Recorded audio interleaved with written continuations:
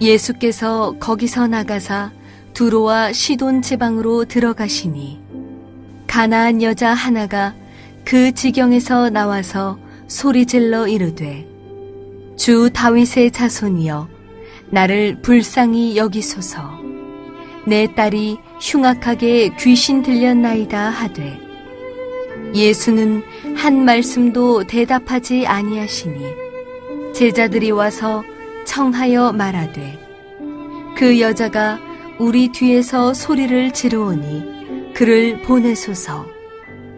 예수께서 대답하여 이르시되 나는 이스라엘 집에 잃어버린 양 외에는 다른 데로 보내심을 받지 아니하였노라 하시니 여자가 와서 예수께 절하며 이르되 주여 저를 도우소서. 대답하여 이르시되 자녀의 떡을 취하여 개들에게 던짐이 마땅하지 아니하니라. 여자가 이르되 주여 올소이다마는 개들도 제 주인의 상에서 떨어지는 부스러기를 먹나이다 하니 이에 예수께서 대답하여 이르시되 여자여 네 믿음이 크도다. 네 소원대로 되리라 하시니 그때로부터 그의 딸이 나으니라. 네, 여러분 우리 옆에 있는 분들이랑 이렇게 인사하면 좋겠습니다. 저는 당신이 참 좋습니다. 이렇게 인사할까요? 네, 참 좋습니다.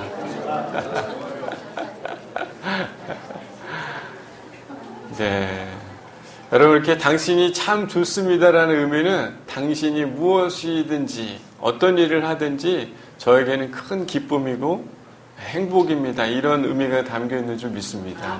여러분 생각해보면 바로 옆에 있는 사람은 정말 소중하죠. 그죠? 네, 매주 고백해도 매일매일 고백해도 전혀 아깝지 않은 그런 고백인 줄 믿습니다.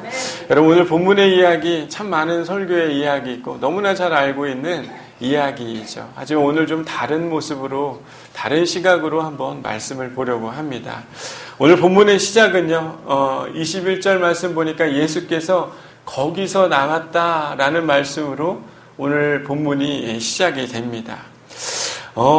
거기서라는 말, 거기가 어디냐면요 요한복음 15장 1절 한번 보도록 할까요? 요한복음 15장 1절에 보면 함께 읽어보겠습니다. 시작. 그때 바리새인과 서기관들이 예루살렘으로부터 예수께 나와 이르되, 거기는 바로 어떤 곳이냐면 이 바리새인들과 서기관들과 함께 있었던 그곳을 의미합니다. 원래 예수님께서 많은 사람들에게 기적과 또 은혜를 베푸시는 그런 장면들이 등장을 하는데요. 특별히 오늘 15장 1절, 방금 읽었던 15장 1절 전에는 게네사렛이라는 동네에서 예수님이 병자들을 치유해주고 고쳐주시는 그런 부분이 성경에 등장을 하죠. 쉽게 생각하면 게네사렛은 이방 동네였습니다. 예수님이 옷자락이라도 잡고자 하는 사람들이 있으면 나아오면 누군가가 그들을 데리고 오면 예수님이 그들을 어떻게 해주셨어요? 치료해 주시고 낫게 해주셨습니다. 근데 그 모습을 보고 있을 때 바로 누가 찾아온 거였습니까? 바로 바리새인과 서기관들이 예수님을 찾아와가지고 자신들이 지켜온 계명을 가지고 예수님한테 시비를 걸기 시작했던 거예요. 그리고 자신들이 외식하며 자랑할 만한 것들을 가지고 예수님한테 자랑하려고 예수님을 찾아왔습니다. 그런데 예수님께서요, 우리 15장 13절 한번 말씀 읽어볼까요? 마태복음 15장 13절입니다. 시작. 예수께서 대답하여 이르시되 심은 것마다 내 하늘 아버지께서 심으시지 않은 것은 뽑힐 것이니, 이렇게 이야기를 하는데요. 이게 무슨 말이냐면 자신들 스스로 말씀을 지키며 내가 열심히 말씀들을 심었다라고 생각하지만 그건 너희들이 심은 거지 하나님의 말씀으로 심은 것이 아니다. 그래서 어떻게 하겠다는 겁니까? 나중에 하나님이 심은 게 아니기 때문에 너희들이 뽑힘을 당할 것이다. 뽑혀질 것이다. 이런 이야기를 예수님께서 말씀을 하고 있습니다.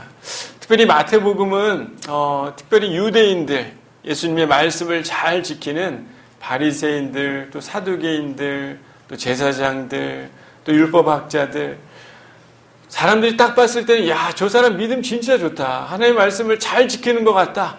이렇게 이야기하는 유대인들을 향해서 예수님이 뭐라고 이야기하는 겁니까? 너희들은 심판이 너희 앞에 놓여 있다. 도끼가 너희의 발 앞에 놓여 있다. 라고 이 마태복음의 이야기의 흐름이 전체적으로 그렇습니다. 마태복음 우리 11장 20절 21절 한번 볼까요? 마태복음 11장 20절 21절 말씀입니다. 마태복음 11장 20절에서 21절까지 말씀인데요. 한번 읽어보겠습니다. 시작. 예수께서 권능을 가장 많이 행하신 고을들이 회개하지 아니하므로 그때 책망하시되 화 있을진저 고라시나 화 있을진저 벳세다야 너희에게 행한 모든 권능을 두로와 시돈에서 행하였더라면 그들이 벌써 베옷을 입고 제에 앉아 회개하였으리라. 이게 무슨 말입니까? 오히려 구원을 받고 선택을 받은 그런 백성들이지만 예수님의 그 복음, 예수님과 함께하는 예수님의 말씀을 온전히 그들이 이해하지 못했기 때문에 오히려 이방인들에게 더 큰 은혜와 더 큰 기적들이 일어나고 있는 것에 대해 유대인들에게 질책을 하고 있는 것입니다. 저는요, 오늘의 이 말씀이 마치 이 시대를 살아가고 있는 우리 신앙인들, 크리스찬들을 향한 하나의 경고와 같은 메시지라고 저는 생각합니다. 예수님께서 이미 우리의 삶에 놀라운 권능을 행해 주셨고 또 예수님을 믿을 수 있는 구원의 자리로 이끌어 주셨고 겉으로 볼 때는 우리가 예수를 잘 믿고 이 교회에 나와서 신앙생활을 하고 있는 것 같지만 예수님 뭐라고 말씀하시는 것이에요? 오히려 너희가 은혜가 없는 자들이다. 우리에게 어떤 은혜가 내려지지 않고 오히려 구원의 은혜에 멀어진 우리의 모습에 대해서 예수님이 우리 가운데 이야기하고 있는 것입니다. 오늘 본문의 두로와 시돈에 들어가니까 한 여인이 등장을 합니다. 어떻게 보면 바리새인과 서기관들, 예수님에게 시비를 걸려고 왔던 그 사람들에 비해서는 아주 신분도 다르고 보여지기에 아주 연약하고 문제가 많은 그런 사람이 바로 가나안 여인이죠. 22절 말씀을 보니까 가나안 여자 하나가 라고 이렇게 성경에 기록을 하고 있죠. 근데 이 여인, 이 가나안, 여러분 가나안이라는 동네 여러분 잘 아실 겁니다. 이방 신들이 모여있는 곳이고요. 마가복음은 스로보니게의 족속, 스로보니게 여인이다 이렇게 그 여인에 대해서 설명을 하는데요. 헬라의 모든 전통을 이어받은 이교도의 신앙이 모여있는 동네에 사는 여인이라는 겁니다. 잡다한 신앙의 중심에 서 있는 그 사람이 바로 가나안 여인이라는 거예요. 하나님의 말씀의 중심에서 반대된 그런 정반대의 사람, 어떻게 보면 이방신들이 가득 있는 예수가 아닌 다른 것들을 믿고 살아가는 그런 여인. 근데 그 여인이 더 나아가서 어떤 문제가 있습니까? 자신의 딸이 흉악한 귀신이 들려있다라는 것을 그녀의 고백을 통해서 성경이 기록을 하고 있죠. 예전에는 보면 이 누구의 자녀에게 이런 귀신이 들렸거나 병이 들었거나 그러면 누구의 문제라고 다들 생각했습니까?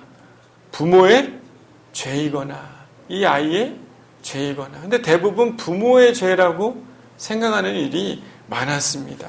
그렇다면 이 어미 아비의 죄로 인함이기 때문에 그녀는 율법의 기준에 의해서 쉽게 생각하면 이방인이고 이방신을 섬기는 사람이고 그 아이의 죄까지 있기 때문에 그 아이가 문제가 있기 때문에 귀신이 들렸기 때문에 그 여인은 완전히 율법의 기준에서는 가장 낮고 정말 사람들의 평가를 절하할 수 있는 그런 위치에 있는 여인이 오늘 성경에 등장하는 가나안 여인이었습니다. 그런데요, 이 여인은 우리가 너무나 잘 알고 있듯이 예수님께 나아 이렇게 이야기를 합니다. 뭐라고 이야기합니까? 큰 소리를 내면서 예수의 이름을 부르면서 자신이 믿고 있는 종교적 신념, 율법이 정해준 기준, 그것이 아니라 진짜 예수여 나를 불쌍히 여겨 주소서라고 이 여인이 이런 고백을 합니다. 얼마나 크게 이야기했으면 우리가 너무나 잘 알고 있듯이 23절에 보면 제자들이 예수님께 찾아와서 이렇게 얘기하죠. 청하여 말하되 그 여자가 우리 뒤에서 소리를 지르오니 그를 어떻게 하소서? 보내소서. 주여 쪽팔립니다. 이 여자가 자꾸 따라오니까 창피합니다. 좀 보내주소서. 에? 우리같이 고결한 우리 애들이 있는 이 자리에 저 여인이 온 것 자체가 어떻다는 거예요? 부끄럽다는 거, 싫다는 거예요. 보내주소서. 이런 요구를 하고 있는 제자들에게요. 제자들에게 말씀하십니다. 그리고 특별히 이 제자들이 듣는 이야기처럼 24절에 그 여인을 향해서 이야기를 하는데 한번 읽어볼까요? 우리 15장 24절이죠. 한번 읽어보겠습니다. 시작. 예수께서 대답하여 이르시되 나는 이스라엘의 집에 잃어버린 양 외에는 다른 데로 보내심을 받지 아니하였노라 하시니. 여러분, 이 말씀이 어떻게 들려지십니까? 저는 이게 아주 강한 반어법처럼 들려요. 반어법. 이스라엘의 집에 잃어버린 양, 어떻게 보면 바로 유대인, 바리새인과 율법학자, 서기관, 사두개인, 제사장들에게 진정한 복음과 은혜를 가지고 살아가고 있다고 생각하지만 오히려 예수가 없는 그들을 향해 그들이 듣지 않고 있는 모습을 마치 보여주고 있는 것 같아요. 좀 더 설명을 해보면요. 오히려 이 주님의 은혜는 누가 받아야 되는 겁니까? 예수님이 말씀하신 것처럼 이 여인은 받을 수 없고 누구가 받아야 된다는 거예요? 이스라엘의 백성들. 원래는 진짜 유대인들, 하나님의 말씀을 잘 따르는 자들에게 원래는 은혜를 던져줘야 주는 것이 맞다.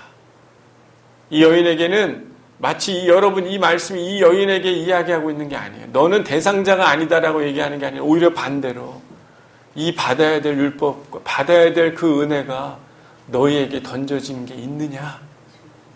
라고 예수님이 말씀하는 것 같아요. 그리고 예수님이 26절에요. 자녀의 떡을 취하여 개들에게 던짐이 마땅하지 아니하느냐. 이 여인을 향해서 예수님이 이렇게 얘기를 합니다. 쉽게 생각하면 우리 이렇게 이해하고 있죠. 야, 이방인 여인아, 너는 이 떡이 너한테 갈 게 없다. 원래는 누구한테 가야 한다는 겁니까? 유대인들에게 가야 하는 것이다. 라고 이야기하고 있는 것이죠. 근데 정작 그 부스러기조차도 없는 유대인들을 향해 이방 여인에게 이야기하고 있는 것이지만 진짜 들어야 될 사람들은 이방 여인에게 이야기하고 있는 게 아니라 오히려 진짜 말씀을 잘 지키고 은혜가 있는 것 같고 주를 잘 따르고 있는 것 같은 그런 유대인들을 향해서 너에게 진짜 부스러기와 같은 은혜가 있느냐. 오히려 나는 잃어버린 양에게 가야 하지만 그 은혜가 너에게 있느냐. 라고 예수가 마치 이 여인에게 이야기하는 그 이야기가 원래는 유대인들에게 주의 말씀을 잘 따르고 있어야 되는 그들에게 던지는 이야기라고 여러분 한번 생각해 본다면 오늘 말씀의 이야기는 완전히 다르게 들려지는 것입니다. 여전히 이들을 향해서요, 유대인들을 향해서 자녀라고 이야기합니다. 그리고 그들에게 주어야 할 떡, 이 개들, 이방인들을 향한 모욕적인 말이지만 그만큼 그들에게 가지지 않고 있음을 예수님이 이 여인을 통해 유대인들에게 책망하고 있는 것이죠. 저는 오늘 본문의 말씀 속에 감춰진 유대인들을 향한 예수님의 가르침을 깨달아야 될 줄 믿습니다. 요즘 여러분 우리 얼마나 풍요로워졌습니까? 정말 부족함이 없는 시대가 됐어요. 여러분 우리나라도 정말 부족함이 없는 그런 나라가 된 것 같습니다. 여러분 일본에 가보시면 아시겠지만 일본에 가면 동네마다 신사와 절이 다 있어요. 지나가는 곳마다 그런 신들을 섬기는 신사들이 가득합니다. 여러분 우리나라에는 그런 신사와 절이 도시만 이렇게 동네에 없죠. 우리나라는 지나가 보면 뭐가 있습니까? 교회가 얼마나 많습니까? 십자가가 얼마나 많아요. 얼마나 많습니까? 그런데 마치 제가 일본에 갔을 때처럼 야, 이 사람들이 그냥 믿고 있는 신사에 있는 곳곳에 자기가 두려우니까 뭔가 붙잡으려고 하는 이방신과 같은 그런 교회의 모습들이 우리 교회, 우리 한국에 정말 많아졌구나. 아마 일본 사람들이 와가지고 우리나라에 있는 동네에 있는 많은 십자가들을 보면서 똑같이 생각할 거예요. 진짜 예수를 믿고 있는 것일까, 이 사람들이? 예수의 은혜를 진짜 경험하는 사람들인가? 입술로는 하나님을 공경한다고 이야기하지만 마음으로는 이미 하나님으로부터 멀어진 자들이 있는 곳이 아닌가. 원래는 예수를 믿고 따르는 이들을 향한, 자녀를 향한 떡이지만 그 떡을 받을 사람이 없다라고 예수님이 이야기를 하고 있는 것이라면 오늘의 본문의 말씀이 얼마나 슬프고 얼마나 가슴 아픈 그런 이야기겠습니까? 여러분, 교만한 유대인들은요, 은혜가 무엇인지 모르고 살았던 것 같아요. 요즘에 여러분 어떤 은혜를 경험하고 있습니까? 여러분의 삶에 어떤 은혜가 있으세요? 은혜를 달라고 뭔가 믿음으로 외치는 것들이 여러분 있습니까? 아니면 겉으로 주님의 계명을 잘 지키고 살아가는 것 같지만, 입술로는 주님을 공경하는 것 같지만 마음은 멀리, 주님이 저 멀리 떨어져 있어서 주님이 나에게 말씀하시는 어떤 은혜가 없이 그냥 살아가고 있는 것이 너무나 당연한 듯이 살아가고 있는 분들이 계십니까? 여러분, 하나님이 주시는 은혜가 여러분의 삶에 요즘에 있습니까? 여러분, 느껴지세요? 하나님이 돕는 그 은혜의 경험들이 여러분의 삶에 있습니까? 여러분, 없으면요, 가슴을 치고 애통해야 하는 것이에요. 가슴을 치고 애통해야 하는 것이에요. 하나님이 가정 가운데 일하시는 그 손길이 없다면 여러분, 뭔가 문제가 있는 것입니다. 여러분의 삶에 하나님이 주시는 말씀 안에서의 그 감동이 없다면요, 여러분, 뭔가 문제가 있는 것이에요. 하나님이 내 삶의 주인임을 고백하는 일들이 없다면요, 여러분, 뭔가 신앙에 지금 빨간불이 켜지고 있는 것입니다. 말씀에 순종해서 뭔가 순종함으로 얻어지는 기쁨이 없다면요, 여러분, 여러분의 삶에 뭔가 큰 위기가 다가오고 있다는 것을 여러분 감지해야 하는 것입니다. 여러분, 예수가요, 우리의 삶에 가까이 있는 줄 깨닫기를 바랍니다. 아무런 신앙적인 경험들, 아무런 삶의 은혜의 경험들, 내 삶에 뭔가 쫙쫙 말라가고 있는 광야와 같은 그런 모습에 있지만 하나님 앞에 나아가 은혜를 구하지 않고 있다면요, 진짜 심각함 가운데 있다는 것을 여러분 깨달아야 하는 것이에요. 예수님이요, 참 재미난 건 이 사람들을 보면서 예수님이 십자가에 달리시기 위해서 예루살렘으로 들어가시죠. 성전에 딱 들어갔더니 그 예루살렘의 그 성전 안에서 어떤 일이 일어나기 시작했습니까? 원래는 만민이 기도하는 집인데 그곳이 어떤 소굴로 바뀌었어요? 강도의 소굴로 바뀌었다라고 예수님이 이야기를 하시잖아요. 그래서 그 성전을 어떻게 합니까? 예수님이 책상도 없고 의자도 엎으면서 그들 내쫓으시면서 예수님께서 이 만민이 기도하는 집이 강도의 소굴이 되었다, 이렇게 예수님께서 이야기하지 않습니까? 어떻게 보면 성전에 있어야 될 그런 사람들을 다 내쫓으신 거예요. 여러분, 한번 말씀을 볼까요? 너무너무 재미난 말씀이죠. 마태복음 21장 12절 13절 한번 볼까요? 마태복음 21장 12절 13절 말씀입니다.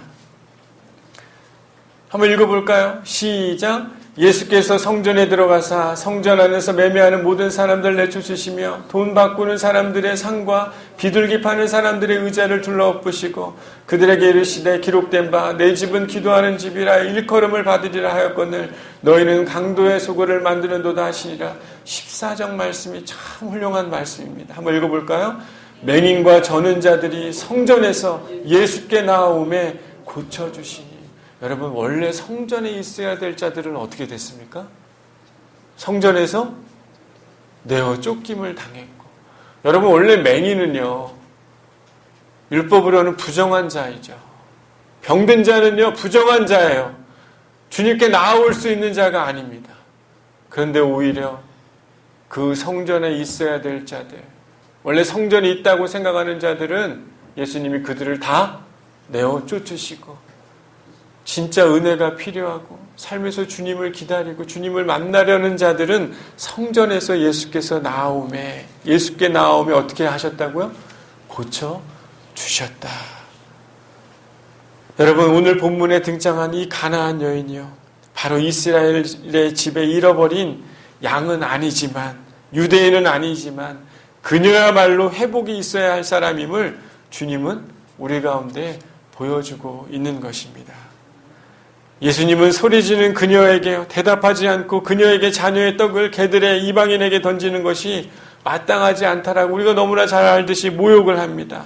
그러나 가나안 여인은 뭐라고 얘기합니까? 주여 도와주소서. 개들도 제 상에, 주인의 상에서 떨어지는 부스러기를 먹듯이 제게 은혜가 필요합니다. 안 필요합니다? 필요합니다.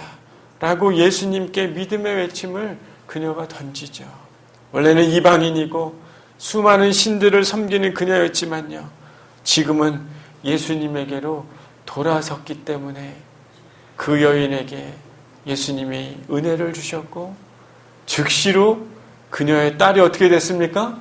고침을 받게 되는 은혜가 있게 된 것 아닙니까?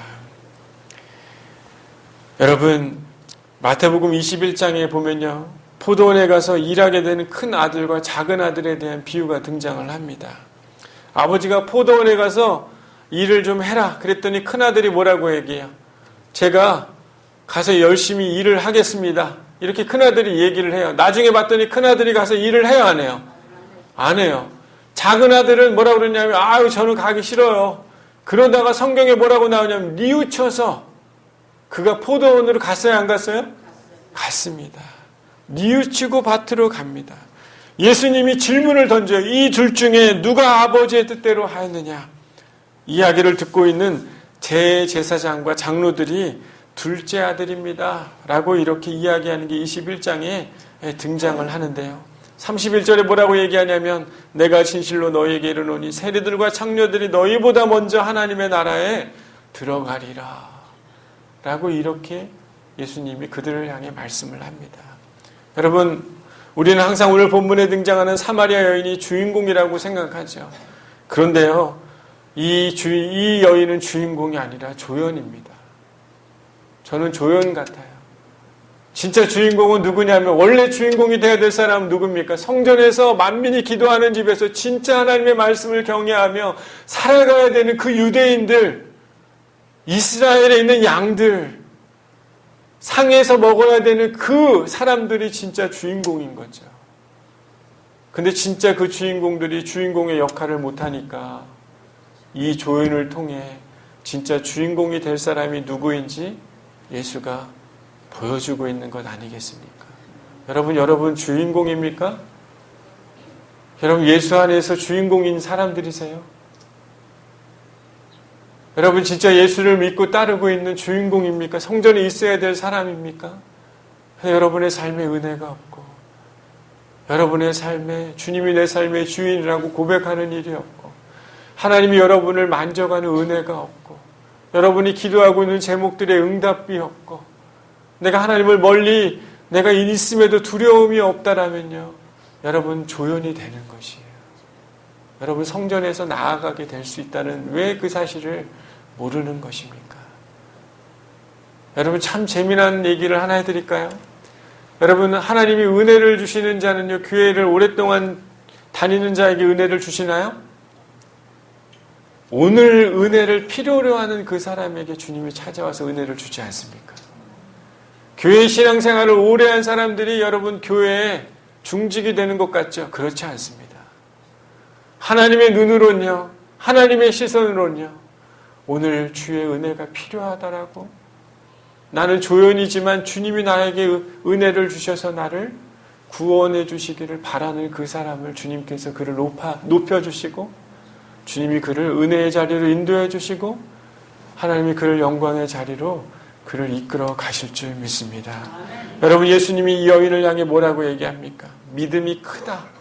믿음이 없는 것 같은 그 여인이었죠. 이방신을 섬기는 여인이었고, 자기의 의지와 자기의 의식으로 가득 차 있었던 이방의 땅에 있었던 여인이지만, 이 여인을 향해서 믿음이 크다라고 이야기하는 건 무엇입니까? 오히려 이 여인이야말로 진짜 참된 믿음을 가지고 나를 찾고 있다. 삶이 바뀌어지길 원한다. 라고 고백하는 이 여인의 모습을 보여주고 있는 것 아닙니까? 여러분, 이 여인의 큰 믿음은요, 그 여인의 외침에서 아주 잘 담겨져 있고 보여집니다. 여러분, 큰 믿음을 얻길 원하면요, 여러분, 내가 믿음을 많이 가졌다, 내가 신앙생활을 많이 했다라고 해서 큰 믿음이라고 인정받는 게 아니라 이 여인처럼 고백하기를 바랍니다. 22절에 한번 저를 따라해 볼까요? 나를 불쌍히 여기소서. 25절에 나를 도우소서. 은혜를 구하는 외침이죠. 나를 불쌍히 여겨주시고 나를 구해 주십시오. 나를 도와주십시오. 자신의 우상 종교를 버리고 생면부지의 청년 예수, 그 예수 앞에서 나와 자신의 자존심 편견을 버리고 주님의 필요함을 고백하는 이 외침. 자신이 믿고 의지하는 이방신이 아니라 자신을 구원할 다윗의 자손이신 예수님에게 달려있음을 믿음으로 고백하는 이 여인의 외침. 이것이 바로 큰 믿음이다 라고 예수님이 우리에게 일러주고 있는 것 아닙니까? 여러분, 자신의 생각과 경험을 믿는 것이 아니라요, 자신을 믿는 것이 아니라 자신이 부족하고 낮은 사람임을 깨닫고 나를 도와달라고 하는 부르짖는 은혜를 구하는 그 자리에 있는 자가 믿음이 큰 사람인 줄 여러분 깨달아야 될 줄 믿습니다. 예수님이 이것을 원하셨던 것이에요. 유대인들에게 이런 것을 원하셨던 것입니다. 여러분, 이 여인이 무조건 믿은 게 아니죠. 자신의 경험과 생각을 믿은 게 아니에요. 능력을 신뢰하는 것이 믿음이 아닙니다. 믿음은 은혜를 부르짖는 것이에요. 여러분, 믿음은 은혜를 부르짖는 것입니다. 나는 개이고 무능하지만 나는 무능을 인정하는 그 자리에서 주님을 믿음으로 부를 때 그 은혜가 찾아오게 되고 또한 그 은혜로 인해서 우리의 삶의 문제들이 회복되어져 가는 것 아니겠습니까? 여러분, 교만한 유대인들은 은혜가 무엇인지 알았을까요? 몰랐을까요? 몰랐어요. 겉으로는 하나님을 따르는 것 같지만 세상의 수많은 가치와 기준을 의지하면서 자신의 삶의 경험을 의지하면서 주님을 찾지 않으면서도 자연스럽게 살아가고 있는 듯한 외식하는 그 모습이 그들에게는 힘이고 능력인 것 같았지만 오히려 예수님은 그들의 모습은 너는 주연이 되지 못하고 조연밖에 못 된다 라고 예수님이 판명하시며 그들의 삶을 마치 너가 맹인이지만 다른 맹인들을 인도하는 어리석은 자가 될 것이다 라고 이야기하는 예수님의 질책을 듣지 않습니까? 여러분, 은혜의 자리만이 우리의 믿음이 자라게 할 줄 믿습니다. 주님, 나를 불쌍히 여겨주시고 나를 도와주소서 라고 말하는 그 은혜의 외침만이 여러분의 믿음이 자라게 하는 것인 줄 여러분 깨달아야 될 줄 믿습니다. 여러분, 이걸 꼭 놓치지 않기를 바라요. 여러분 주님이 정말 필요합니까? 여러분, 주님이 진짜 필요하세요? 여러분의 삶에 주님이 필요하다고 외치면요, 은혜의 자리로 나아가면 주님이 여러분이 분명히 여러분이 간구하고 있는 것들을 주께서 그때 즉시로 그 일을 이루어 주실 줄 믿습니다. 여러분, 이방인들이 구원받는 것들을 보여주고 있죠. 예수 그리스도를 바라고 은혜를 구하는 자들에게는 참된 구원의 은혜를 주신다는 사실을 오늘 이 여인을 통해 보여주고 있는 것입니다. 여러분, 이름도 없는 이방인의 여인이었지만요, 그녀의 외침, 믿음의 외침, 은혜를 입기를 바라는 그 외침, 그것이 바로 그 여인이 믿음이 큰 여인이라고 주님께서 칭찬하였던 것처럼요, 우리의 삶에도 뭔가 주의 은혜를 경험하고 주의 은혜를 통해서 우리의 믿음이 더욱더 자라가고 크다라고 인정받는 그런 사람들이 되어야 될 줄 믿습니다. 여러분, 저는 오늘 말씀을 준비하면서 그런 마음, 그런 생각이 참 많이 들었어요. 여러분, 우리 교회 안에 하나님의 은혜를 부으시려고 준비하고 있는 줄 믿습니다. 그런데 구하고 찾는 자가 없어서 그 은혜를 줄 사람이 없으면 누구에게 은혜를 줄까요? 전혀 상관없는 사람에게 그 은혜를 저는 줄 것 같아요. 여러분, 교회는 오래 다니지 않았지만 지금 주님이 필요하다라고 구하고 은혜를 구하는 자에게 여러분, 하나님이 그들에게 은혜를 주고 있는 장면을 보고 여러분, 야, 왜 나한테는 안 줘? 왜 저 사람만 저렇게 예뻐해? 이렇게 생각하면 돼요, 안 돼요? 여러분이 지금 뭔가 문제가 있다는 사실을 겸손하게 고백할 때, 내가 주의 은혜가 필요한 자라고 여러분 회개하며 나아가기 시작할 때, 그때 여러분 안에 다시 믿음을 주실 줄 믿습니다. 아멘. 여러분, 이방인과 같았던 그 여인을 주께서 새롭게 세우시고 인정하고 그를 축복하셨던 것처럼 여러분, 어느새인가 내가 이 유대인이었지만 뭔가 자꾸 밀려나는 것 같고 뭔가 멀어지고 있다면요, 여러분 주님을 다시 찾고 구하기를 바랍니다. 아멘. 주께서 여러분을 다시 부르셔서 만민이 기도하는 그 성전에 너희가 있어야 될 그 자리에 너가 있기를 원한다라고 말하는 주님의 음성이 저와 여러분에게 들려지기를 소망하고, 아멘. 특별히 요즘에 은혜의 삶이 없는 그런 성도들, 두려움 가운데 있어야 될 그 주의 잃어버린 양에게 그 음성이 들려지는 은혜가 있게 되기를 소망합니다. 아멘. 기도하겠습니다.